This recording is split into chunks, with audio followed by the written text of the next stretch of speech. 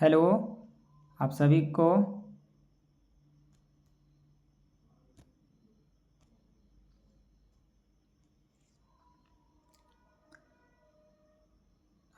Good morning.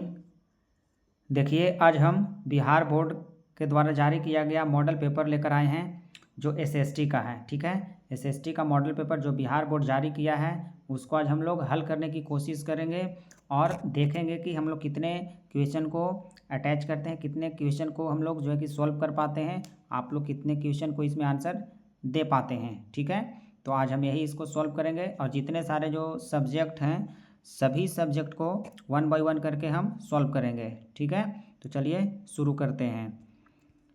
पहला question है, निकालते हैं पहला क्वेश्चन, यहाँ से स्टार्टिंग है। ठीक है, क्या पहला क्वेश्चन है, द्वितीयक क्षेत्र की गतिविधि में निम्नलिखित में किसे शामिल करते हैं। ठीक है, निर्माण कार्य या बिजली उत्पादन। तो द्वितीयक क्षेत्र की गतिविधि में निम्नलिखित में किसे शामिल करते हैं, तो इनमें से सभी को शामिल हम लोग करते हैं। ठीक है, इनमें से सभी इसका आंसर जाएगा। अगला सवाल है दूसरा, भारत में कार्यशील जनसंख्या का सबसे बड़ा हिस्सा किस क्षेत्र पर आजीविका के लिए निर्भर है। ठीक है, तो जनसंख्या का बड़ा हिस्सा किस पर रहता है, तो कृषि पर है। और कृषि किसके अंतर्गत आता है, तो प्राथमिक क्षेत्र के अंतर्गत आता है। ठीक है, अगला सवाल क्या है, ब्रुंडलैंड आयोग का संबंध निम्नलिखित में किससे है। ठीक है, ब्रुंडलैंड आयोग का संबंध निम्नलिखित में किससे है, तो है आपका सतत विकास से। ठीक है, किससे है, तो वह सतत विकास से है। चौथा नंबर प्रश्न देखते हैं। चौथा नंबर सवाल क्या कहता है, 4 नंबर सवाल कहता है कि आर्थिक नियोजन हेतु राज्य सरकारों से तालमेल तथा सहयोग का वातावरण बनाने के लिए किस संस्था का गठन किया गया था। ठीक है, तो यह गठन किया गया था नीति आयोग का। ठीक है, कौन सा, नीति आयोग। उसके बाद 5 नंबर क्वेश्चन देखते हैं। 5 नंबर क्वेश्चन क्या कहता है, भारत के प्रथम राष्ट्रीय मानव विकास रिपोर्ट के अनुसार निम्नलिखित में से किसकी उपभोक्ता व्यय क्षमता में वृद्धि हुई है। तो यह किसकी हुई है, तो वो नगरीय जनता की। ठीक है, नगरीय जनता के व्यय में क्या है, वृद्धि हुई है। उसके बाद में 6 नंबर क्वेश्चन देखते हैं। 6 नंबर सवाल क्या कहता है, इनमें से कौन कृषि आधारित उद्योग का उदाहरण है। ठीक है, कृषि आधारित, तो चीनी उद्योग, खाद्य प्रसंस्करण उद्योग, सूती वस्त्र उद्योग, ये सभी का सभी है। ठीक है, तो इनमें से सभी इसका राइट आंसर होगा। ठीक है, उसके बाद में 7वां नंबर सवाल देखते हैं। 7वां नंबर सवाल क्या कहता है, केन्स के अनुसार राष्ट्रीय आय किसे शामिल करते हैं। मतलब केन्स के अनुसार राष्ट्रीय आय में किसे शामिल करते हैं, उपभोग व्यय या विनियोग व्यय, या सी, ए और बी दोनों। तो उपभोग व्यय और विनियोग व्यय ये दोनों को शामिल करते हैं। ऑप्शन सी इसका राइट आंसर जाएगा। ठीक है, उसके बाद 8वां नंबर सवाल जो है, शुद्ध राष्ट्रीय उत्पाद की गणना में किसे शामिल नहीं किया जाता है। ठीक है, शुद्ध राष्ट्रीय उत्पादन की गणना में किसे शामिल नहीं किया जाता है, तो कच्चे माल की कीमत को शामिल नहीं किया जाता है। ठीक है, कच्चे माल की कीमत को शामिल नहीं किया जाता है। सी ऑप्शन इसका सही होगा। 9 नंबर सवाल क्या है, तो 9 नंबर सवाल है कि इनमें से कौन वाणिज्यिक बैंक नहीं है। ठीक है, कौन वाणिज्यिक बैंक नहीं है, तो इसमें ऑप्शन ए होगा भारतीय रिजर्व बैंक। मतलब आरबीआई जो है, आरबीआई वो वाणिज्यिक बैंक नहीं है। ठीक, उसके बाद 10 नंबर सवाल देखते हैं। 10 नंबर सवाल क्या कहता है, सहकारिता के संचालन का दायित्व राज्य सरकारों को कब प्राप्त हुआ। ठीक है, सहकारिता संचालन का दायित्व राज्य सरकारों को कब प्राप्त हुआ, तो प्राप्त हुआ 1919 में। ठीक है, चलिए उसके बाद में 11 नंबर सवाल क्या कहता है, गरीबी के कुचक्र की धारणा किसने दी। ठीक है, तो यह किसने दी थी, रैगनर नक्स ने दी थी। ठीक है, रैगनर नक्स। उसके बाद 12 नंबर सवाल कहता है, 12 नंबर सवाल क्या है, इनमें से किस संसाधन का पारिश्रमिक ब्याज है। ठीक है, तो वो कौन है, पूंजी। उसके बाद 13 नंबर सवाल, 13 नंबर सवाल क्या कहता है, केंद्रीय सहकारी बैंक किस स्तर पर कार्य करता है। तो केंद्रीय सहकारी बैंक जो होती है वो जिला स्तर पर काम करता है। ठीक है, उसके बाद 14 नंबर सवाल देखते हैं। 14 नंबर सवाल क्या कहता है, भारत विश्व व्यापार संगठन का सदस्य कब बना? ठीक है, तो कब बना था? 1995 में। ठीक, 1995। उसके बाद 15 नंबर क्वेश्चन, राष्ट्रीय फोरम के आदेश से असंतुष्ट उपभोक्ता कितने दिनों के अंदर उच्चतम न्यायालय में अपील कर सकता है? तो वह कम से कम 30 दिनों के अंदर अपील कर सकता है। ठीक, उसके बाद 15 नंबर सवाल को देखते हैं। 16 नंबर सवाल क्या कहता है? मेजनी का संबंध किस संगठन से था? मतलब मेजनी का संबंध किस दल से था? तो कार्बोनरी से, यंग इटली, यंग यूरोप, ये सभी से था। ठीक है, इसलिए इसका ऑप्शन डी होगा। ठीक है, इसका डी राइट आंसर होगा। उसके बाद 17 नंबर सवाल देखते हैं। कालस्वाद आदेश किसने जारी किया? ठीक है, कालस्वाद आदेश किसने जारी किया था? तो जारी किया था मेटरनिव ने। ठीक है, मेटरनिव या इसको मेटरनिक भी लोग बोलते हैं। 18 नंबर सवाल क्या कहता है? साम्यवादी शासन पहली बार कहाँ अपनाया गया? ठीक है, साम्यवादी शासन पहली बार कहाँ अपनाया गया था? तो अपनाया गया था आपका ऑप्शन नंबर ए, रूस में। ठीक है, उसके बाद 19 नंबर सवाल को देखते हैं। 19 नंबर सवाल क्या कहता है? रूस की मार्च क्रांति के बाद वहाँ किसके नेतृत्व में सरकार बनी? ठीक है, रूस की मार्च क्रांति के बाद वहाँ किसके नेतृत्व में सरकार बनी थी? तो वह बनी थी केरेंस्की के नेतृत्व में। ठीक है, ऑप्शन इसका बी होगा। उसके बाद 20 नंबर सवाल क्या कहता है? चेका कैसा संगठन था? तो चेका एक, पता ही आपको, गुप्त पुलिस संगठन था। ठीक, उसके बाद 21 नंबर सवाल देखते हैं। 21 नंबर सवाल क्या कहता है? प्रथम यूटोपियन समाजवादी कौन था? प्रथम यूटोपीय समाजवादी कौन था? तो वह था आपका रॉबर्ट ओवन। ठीक है, ऑप्शन इसका सी होगा। उसके बाद 22 नंबर सवाल देखते हैं। बाओदाई की सरकार को निम्न में किसका समर्थन प्राप्त था? बाओदाई की सरकार को निम्न में किसका समर्थन प्राप्त था? तो वो किसका था? फ्रांस का। ठीक है, उसके बाद 23 नंबर सवाल को चेक करते हैं, देखते हैं। 23 नंबर क्या कहता है?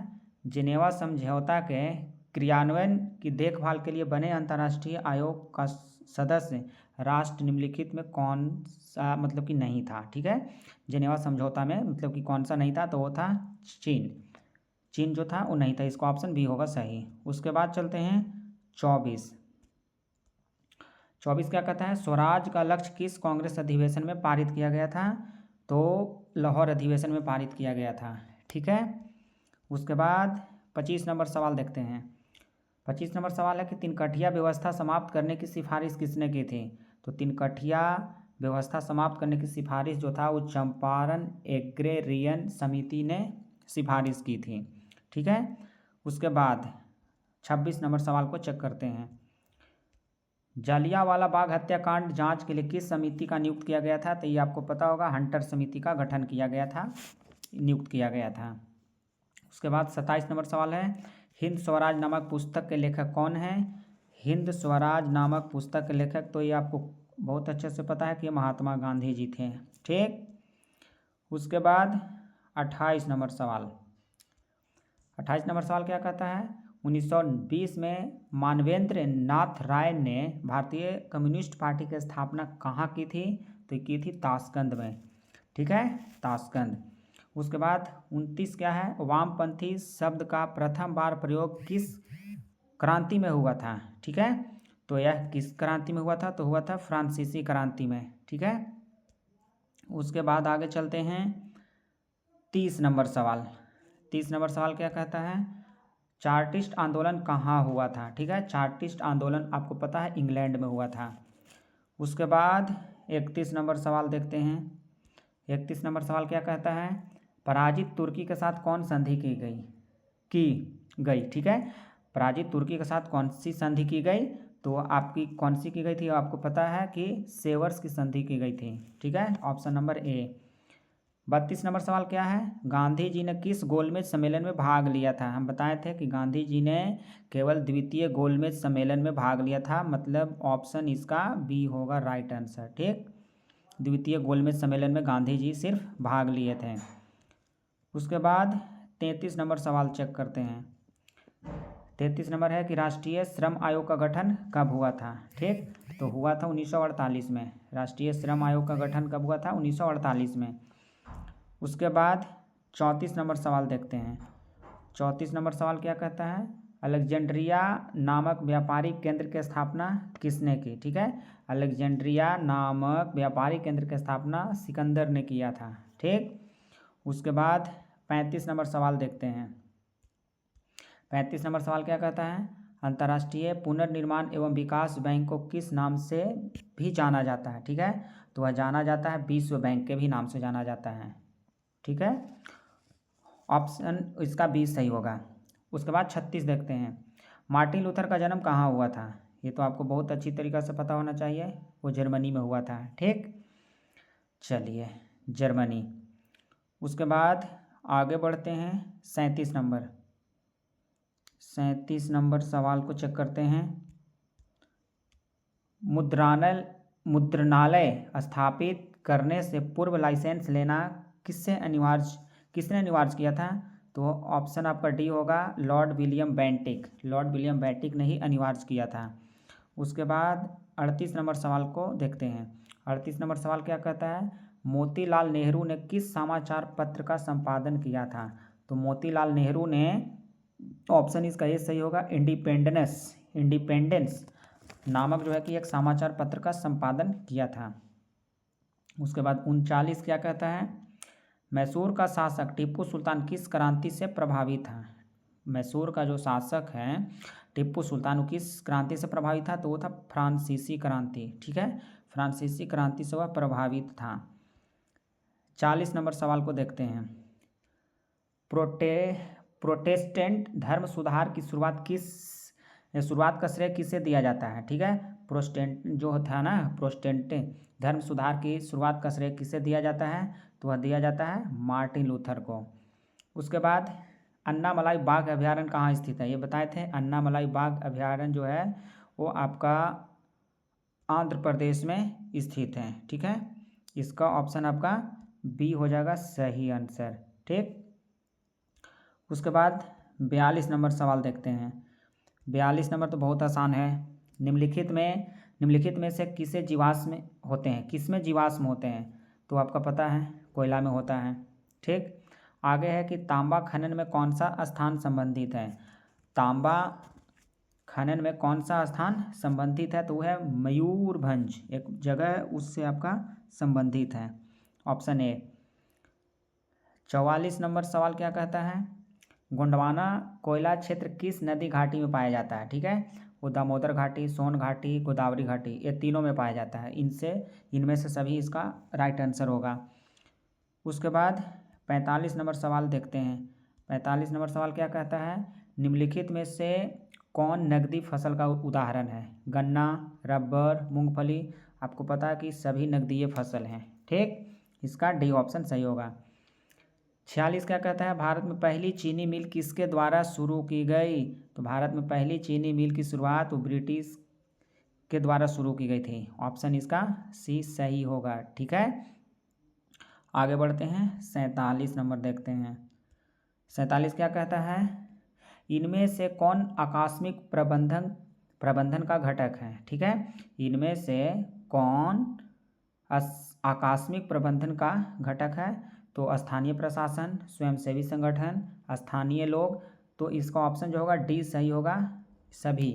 ठीक है, ये तीनों आपका आकस्मिक प्रबंधन का घटक ही है। 48 क्या कह रहा है? सरदार सरोवर कृत्रिम जलाशय किस नदी पर स्थित है? ठीक है, तो ये आपको पता है नर्मदा नदी पर है सरदार सरोवर कृत्रिम जलाशय, नर्मदा नदी पर। 49 नंबर का सवाल चेक करते हैं। निम्नलिखित में कौन मानव जनित आपदा है? ठीक है, मानव के द्वारा जो है आपदा है। बाढ़ मानव के द्वारा है? नहीं। सुनामी मानव के द्वारा है? नहीं। भूस्खलन मानव के द्वारा है? नहीं। सांप्रदायिक दंगे ये हो सकेगा, बिल्कुल होगा, क्योंकि सांप्रदायिक दंगे जो होते हैं वो मानव के द्वारा है। ठीक है, तो इसका ऑप्शन ए सही होगा। 50 क्या कह रहा है? भूकंप संभावित क्षेत्रों में भवनों की आकृति कैसी होनी चाहिए? तो होनी चाहिए आयताकार। ठीक है, आयताकार होनी चाहिए भूकंप संभावित क्षेत्रों में भवनों की आकृति। ठीक, 50 नंबर सवाल चेक करते हैं। ठीक, 50 नंबर सवाल क्या कह रहा है? कांडला विशेष आर्थिक क्षेत्र कहाँ स्थित है? ये आपको पता बताए थे। कांडला जो है गुजरात में है। ठीक है। उसके बाद 51 नंबर सवाल क्या कहता है? 51 कहाँ चला गया? 51 तो बता दिए। 52 नंबर सवाल क्या कहता है? इसको भी देख लेते हैं। भारतीय डाक विभाग की स्थापना कब हुई थी? तो भारतीय डाक विभाग की स्थापना जो हुई थी वो 1854 में हुई थी। ऑप्शन बी इसका राइट आंसर होगा। उसके बाद में देखते हैं 53 नंबर सवाल। 53 नंबर सवाल क्या कह रहा है? भारत में ग्रैंड ट्रंक रोड की कुल लंबाई कितनी है? जिसको हम लोग GT रोड भी बोलते हैं। ठीक है, तो उसकी लंबाई कितनी है? तो उसकी लंबाई टोटल 2500 किलोमीटर है। ठीक, आगे है 54 नंबर। भारत में बिजली उत्पादन में निम्नलिखित में से किसकी साझेदारी सर्वाधिक है? ठीक है, तो किसकी साझेदारी सर्वाधिक है ये आपको पता होगा। वो है सबसे अधिक तापीय विद्युत का। तापीय विद्युत की साझेदारी जो है वो सबसे ज़्यादा है, हिस्सेदारी। 55 नंबर सवाल क्या कह रहा है? पुराने जलोढ़ को किस नाम से जाना जाता है? तो पुराने जलोढ़ को तो भांगर के नाम से भी जाना जाता है। ठीक है। उसके बाद 56 नंबर सवाल को चेक करते हैं। 56 नंबर सवाल क्या कहता है? भारत में तांबा गलाने का पहला कारखाना कहाँ स्थापित हुआ था? पहला मतलब कहाँ उसका कारखाना स्थापित किया था? तो घाटशिला में किया गया था। ठीक, काजू की खेती के लिए कौन सी मृदा उपयुक्त मानी जाती है? तो काजू की खेती के लिए लेटराइट मिट्टी को उपयुक्त मानी जाती है। ठीक है। उसके बाद में आगे बढ़ते हैं 58 नंबर। 58 नंबर क्या कहता है? प्रसिद्ध सिंदरी उर्वरक संयंत्र कहाँ स्थापित है, कहाँ स्थित है? तो प्रसिद्ध सिंदरी उर्वरक जो है वो झारखंड में स्थित है। ठीक है। उसके बाद 59, भद्रावती इस्पात कारखाने में लौह अयस्क कहाँ से प्राप्त होता है? तो भद्रावती इस्पात कारखाने में लौह अयस्क कहाँ से प्राप्त होता है? तो होता है बाबा बुदन की पहाड़ियों से। ठीक है, बाबा बुदन की पहाड़ियों से होता है। 60 नंबर क्या कह रहा है? इनमें से कौन भूक्षरण का कारण है? ठीक है, भूक्षरण का कारण कौन है? तो ये आपको पता होना चाहिए। तीव्र वर्षा, वनों की कटाई, खनन गतिविधियां, ये सभी के सभी होना चाहिए। तो ऑप्शन इसका डी सही हो जाएगा। 60 के ऑप्शन डी होगा। उसके बाद 61 चलते हैं। मोनाजाइट किस राज्य में प्रचुरता से पाया जाता है? तो मोनाजाइट सबसे ज़्यादा केरल में पाया जाता है। ठीक है। उसके बाद आगे बढ़ते हैं। भारत में सर्वाधिक विस्तृत भू आकृति कौन है? तो भारत में आपको पता है कि सबसे ज़्यादा भू आकृति कौन है? तो है मैदानी। ठीक है, मैदान। इसका सी ऑप्शन सही होगा। उसके बाद चलते हैं 63 नंबर सवाल में। ये सबसे अधिक बार पूछा जाने वाला सवाल है हमेशा। बिहार में अति जल दोहन से किस तत्व का संकेंद्रण बढ़ा है? तो वो है आपका आर्सेनिक। उसके बाद देखिए ये भी हम आपको बताए हैं, कांवर झील कहाँ स्थित है ना? कांवर झील कहाँ स्थित है वो भी आपको पता है कि बेगूसराय में स्थित है।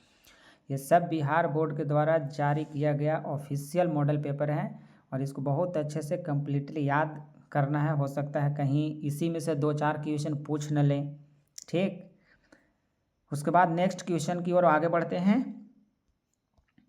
65 नंबर सवाल को चेक किया जाता है। कहाँ गया? चलिए, भारत में मैंग्रोव्स मुख्यतः कहाँ पाया जाता है? तो भारत में मैंग्रोव्स मुख्यतः आपको पता है, ऑप्शन ए सही होगा, अंडमान एवं निकोबार द्वीप समूह के तटीय भाग में पाया जाता है। ठीक, उसके बाद 66 नंबर सवाल को देखते हैं। किस खनिज को उद्योगों को जननी माना गया है? कितना आसान क्वेश्चन है। किस खनिज को उद्योगों की जननी माना गया हो? तो पता है आपको, लोहा को, मतलब लौह अयस्क को। ठीक है। उसके बाद आगे चलते हैं 67 क्या है? पूर्वोत्तर रेलवे का मुख्यालय कहाँ है? तो पूर्वोत्तर रेलवे का मुख्यालय जो है वो आपका गोरखपुर में है। ठीक है, पूर्वोत्तर रेलवे का मुख्यालय कहाँ है? Gorakhpur, option D. हाजीपुर पता है पूर्वोत्तर मध्य रेलवे का मुख्यालय है। ये हाजीपुर जो है ना, पूर्व मध्य रेलवे का मुख्यालय आपका हाजीपुर में है, याद रखिएगा। और गोरखपुर जो है ना पूर्वोत्तर रेलवे का मुख्यालय है। उसके बाद में 68 नंबर सवाल क्या कह रहा है, बिहार के किस जिले में नहरों द्वारा सर्वाधिक सिंचाई की जाती है? तो आपका पता है रोहतास। रोहतास में सबसे अधिक नहरों के द्वारा सिंचाई की जाती है। ठीक, उसके बाद आगे बढ़ते हैं। 69 कहाँ गया, यहाँ है। पंचायत समिति का कार्यकाल क्या होता है? ये आपको पता है, 5 वर्ष। आगे बढ़ते हैं। इतना आसान आसान क्वेश्चन दिया हुआ है। अगला सवाल क्या है, 70 नंबर सवाल को चेक करते हैं।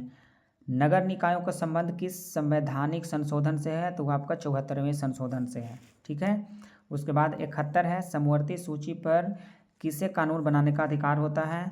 तो राज्य सरकार और केंद्र सरकार दोनों को होता है, इसीलिए ऑप्शन इसका सी होगा, जो ए और बी दोनों, राज्य सरकार और केंद्र सरकार दोनों समवर्ती सूची के कानून बनाते हैं। आगे है 72 नंबर सवाल। 72 नंबर सवाल क्या कह रहा है, ग्राम पंचायत में निम्नलिखित में से किसके लिए स्थान आरक्षित है? ग्राम पंचायत में किसके लिए स्थान जो है कि रिजर्व है? तो अनुसूचित जाति, पिछड़ा वर्ग, महिला, ये सभी के लिए आरक्षित है, इसलिए ऑप्शन डी सही होगा। ठीक, आगे बढ़ते हैं। 73 नंबर, निम्नलिखित में से कौन एक केंद्र शासित प्रदेश है? केरल नहीं, तेलंगाना नहीं, मणिपुर नहीं, जम्मू कश्मीर। क्योंकि पता है आपको कि जम्मू कश्मीर को केंद्र शासित प्रदेश में डाल दिया गया, पहले यह भी स्टेट था बट अभी इसको केंद्र शासित में किया गया है। आगे बढ़ते हैं। पंचायत समिति का प्रधान कौन होता है? तो ये कितना आसान क्वेश्चन है, पंचायत समिति का प्रधान प्रमुख होते हैं। उसके बाद 75 नंबर देखते हैं, सवाल क्या कह रहा है, नेपाल में लोकतंत्र की वापसी कब हुई थी? तो नेपाल में पता है लोकतंत्र की वापसी 2005 में हुई है। उसके बाद आगे चलते हैं 76 नंबर पे, कितनी जनसंख्या पर जिला परिषद का गठन होता है? कितनी जनसंख्या पर जिला परिषद का गठन होता है? तो होता है आपका 50,000। 50,000 जनसंख्या रहेगा तो अब आपका जिला परिषद का गठन होगा। उसके बाद आगे बढ़ते हैं 77 नंबर सवाल क्या कहता है, नगर निगम का कार्यपालक पदाधिकारी कौन होता है? ठीक है, आपका नगर निगम का कार्यपालक पदाधिकारी कौन होता है? वो होता है नगर आयुक्त होता है, नगर आयुक्त, इसका सी ऑप्शन सही होगा। अगला सवाल है 78, लोकतंत्र का प्राण किसे कहा जाता है? कितना आसान सवाल लगाया है, लोकतंत्र का प्राण किसे कहा जाता है? तो आपको होता है राजनीतिक पार्टी, जो राजनीतिक पार्टी होती है ना, वही आपका लोकतंत्र का प्राण है। उसके बाद 79 चलते हैं, क्या कह रहा है कि बम्बई राज्य का विभाजन कर किस राज्य का गठन किया गया था? बम्बई राज्य का विभाजन करके किसका गठन किया गया था? तो गुजरात और महाराष्ट्र दोनों को किया गया था, मतलब ऑप्शन इसका सी सही होगा, ए और बी दोनों, गुजरात और महाराष्ट्र दोनों को बम्बई को विभाजन करके किया गया था। लास्ट सवाल देखते हैं क्या है, 80 नंबर सवाल, यूरोपीय संघ का मुख्यालय कहाँ है? तो आपको पता है ब्रसल्स में है, यूरोपीय संघ का मुख्यालय ब्रसल्स में। तो ये आपका 80 प्रश्न है, तो आप देखिए कि 80 प्रश्न में से हमें कितना प्रश्न सही हुआ और कितने प्रश्न का आंसर हमें नहीं पता था। ठीक है, अगर नहीं पता था तो आप आंसर देख लीजिए, हम आंसर सबका लगा दिए हैं। उसके बाद इसमें सब्जेक्टिव प्रश्न है, ठीक है, तो सब्जेक्टिव प्रश्न भी हम सभी के सभी प्रश्न करवा देंगे। ठीक है, इसमें बहुत अच्छे अच्छे सवाल लगाया हुआ है। आदि औद्योगिकरण से क्या अभिप्राय है? दूसरा है बंगाल विभाजन के निर्णय को वापस क्यों लिया गया? यूटोपियन एवं वैज्ञानिक समाजवाद में क्या अंतर है? बोल्शेविक क्रांति में मार्क्सवाद का क्या प्रभाव पड़ा? भारत सरकार अधिनियम 1919 के 2 प्रावधान बताएं। फ्रैंकफर्ट संसद क्यों बुलाई गई और इसका क्या परिणाम हुआ? ठीक है, और दीर्घ में 2 प्रश्न होंगे जिसमें लगभग लगता है कि 1 प्रश्न का उत्तर देना होगा। क्या है 7वां नंबर सवाल, दक्षिणी वियतनाम में साम्यवाद के प्रभाव को रोकने के लिए अमेरिका ने क्या कदम उठाए? और 8वां नंबर सवाल है कि अखिल भारतीय राष्ट्रीय कांग्रेस ने किस प्रकार राष्ट्रीय आंदोलन को एक नई दिशा एवं गति प्रदान की है? ठीक, तो इस तरीक़ा के जो सवाल है उन सारे सवाल को हम करवा देंगे। ठीक है, आप लोग जो है कि आराम से खाली पढ़ते रहिए, और क्योंकि एग्ज़ाम बहुत नज़दीक है, एग्ज़ाम इतना नज़दीक है कि मात्र अब दिन जो है ना गिन कर ही बचा हुआ है, तो इसलिए अब कोई लापरवाही नहीं, कोई बदमाशी नहीं, सिर्फ जो है कि पढ़ाई पर ध्यान देना है। ठीक है, हम एक एक करके सारे मॉडल पेपर करवा देंगे, जो भी ऑफिशियल मॉडल पेपर आया हुआ है, हम उसको सारे सब्जेक्ट को करवा देंगे, ठीक, सिर्फ उर्दू को छोड़कर। उर्दू हम भाई कैसे करवाएंगे। चलिए ठीक है, आप लोग बस आज के लिए इतना ही।